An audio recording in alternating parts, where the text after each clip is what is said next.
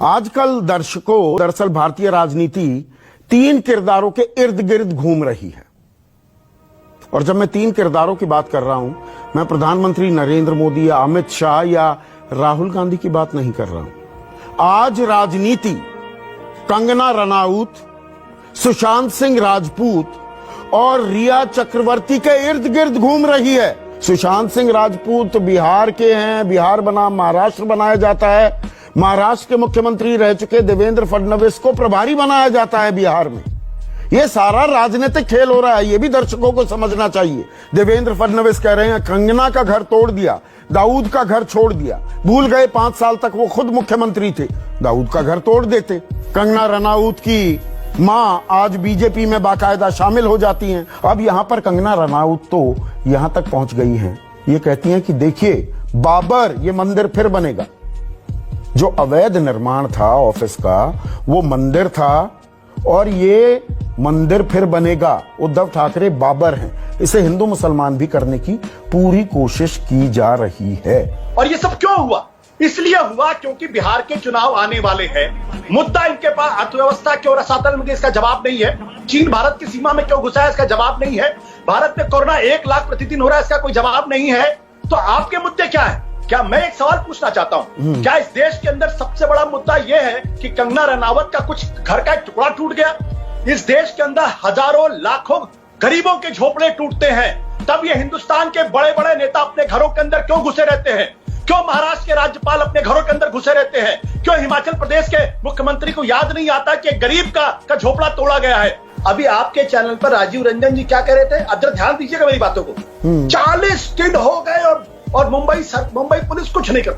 40 दिन, मतलब 40 पर इतना जोर दे दिया गया कि मुझे तो लगा कि 40 दिन नहीं, करीब 400 साल हो गए और मुंबई पुलिस कुछ नहीं कर पाई। जरा इनसे सवाल पूछिए कि पुलवामा को हुए कितने महीने हो गए, कितने दिन हो गए, और अभी तक वहां की एनआईए क्या कर रही है? तो क्या एनआईए की जगह किसी दूसरी एजेंसी को लगा दिया जाए और उनसे कह दिया जाए कि भाई इनको डिसबैंड कर दो?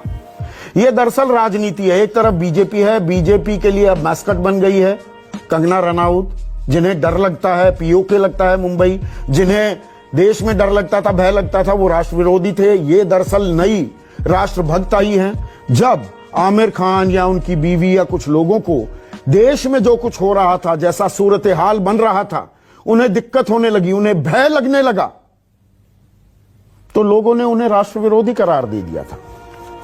यह कहा था कि देश में डर लग रहा है तो किसी और देश में चले जाओ, यहां रहने की क्या जरूरत है। कंगना को मुंबई में डर लगता है तो वो राष्ट्रभक्त है, अगर औरों को डर लगता है तो वो देशद्रोही हैं। तो जनता भी जिन मुद्दों को रिसीव कर रही है, वो भी तो देखने की बात है। जनता को भी सोचना होगा वो किन मुद्दों को कैसे रिसीव कर रही है। अगर जनता को ही सोचना होता तो ना तो राजनीतिक दल होते और ना ही नेता होते। जनता को तो, बहुत सारी जनता को तो पोर्नो पसंद है, तो क्या टेलीविजन चैनल पोर्नो दिखाना शुरू कर दे सुबह से शाम तक 24 घंटे? ये तरकीब अपने आप में बेकार है। मैं तो राजनीतिक दलों की दिवालियापन, बैंकरप्सी के बारे में बात कर रहा हूं। चूंकि इनके पास चाइना हमले का कोई जवाब नहीं है, चूंकि इनके पास कोरोना का कोई जवाब नहीं है, चूंकि इनके पास अर्थव्यवस्था का कोई जवाब नहीं है, इसलिए पिछले 3 महीने से इन्होंने राजपूत के बहाने देश के अंदर हंगामा खड़ा कर रखा है, जैसे कि इससे बड़ा मुद्दा हिंदुस्तान के इतिहास में, सभ्यता में आज तक आया ही नहीं। तो मतलब असल मुद्दों पर चर्चा ना हो, यह सोची समझी रणनीति है क्या? और उसमें हम मीडिया वाले, हम भी उसमें शामिल हैं।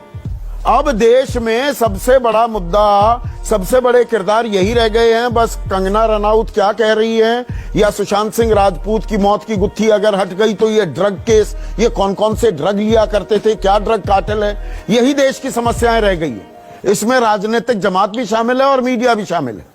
इस वीडियो के सामने आने के बाद सवाल तो बनता ही है, अगर हम करें तो करें क्या, बोले तो बोले क्या? अगर थोड़ा सा भी भगवान ने दी हो तो जरा उपयोग करो। लेकिन टेंशन मत लीजिए, जब तक व्हाट्सएप में गुड मॉर्निंग भेजने की सुविधा है तब तक आपको कुछ नहीं होगा, मैं गारंटी देता हूं।